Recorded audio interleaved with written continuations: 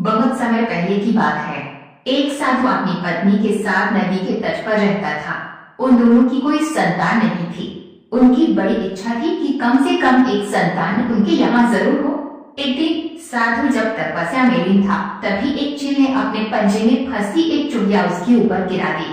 साधु ने उस चुड़िया को घर ले जाने का निश्चय किया, लेकिन उससे पहले उसने उसे एक लड़की में बदल दिया। उस लड़की को देखकर साधु की पत्नी ने पूछा, कौन है ये? इसे कहाँ से लाए हो? साधु ने पत्नी को पूरी बात बताई। उसकी पत्नी बहुत प्रसन्न हुई और वह बोली, तुमने उसे जीवन दिया है, इसलिए तुम ही उसके पिता हुए। इस तरह मैंने भी उसकी माँ हुई।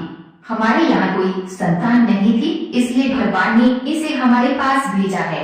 जल्दी ही वह बच्ची एक सुंदर युवती बन गई। जब वह 16 साल की हुई तो साधु और उसकी पत्नी ने उसका विवाह करने का निश्चय किया। साधु ने सूर्य देवता का आह्वान किया।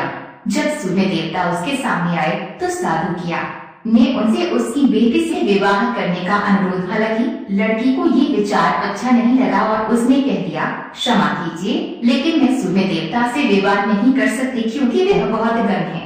निराश साधु ने सूर्य देवता से कहा कि वे ही उसकी लड़की के लिए कोई सुयोग्य वर सुझाएं।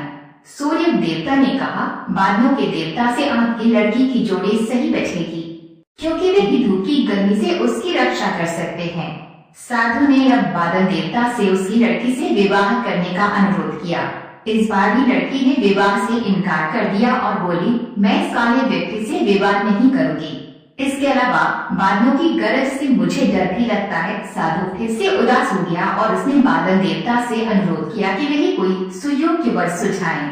बादल देवता ने कहा, पवन देवता के साथ इसकी जोड़ी अच्छी रहेगी क्योंकि वे आसानी से मुझे उड़ा सकते हैं। साधु ने अब पवन देवता से विवाह का अनुरोध किया।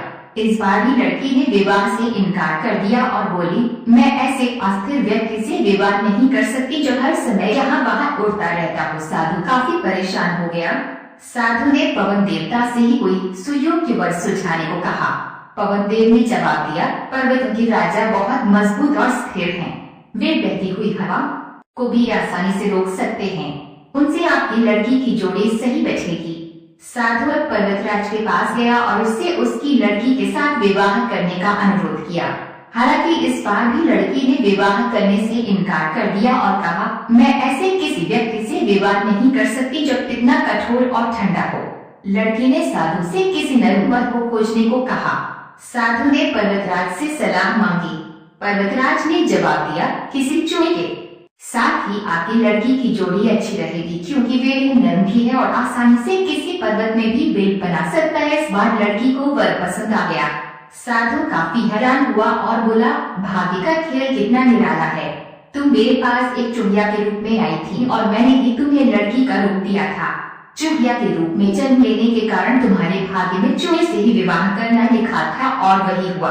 भाग्य में जो लिखा था वही हुआ। साधु ने फिर से प्रार्थना शुरू कर दी और लड़की को दोबारा चुड़िया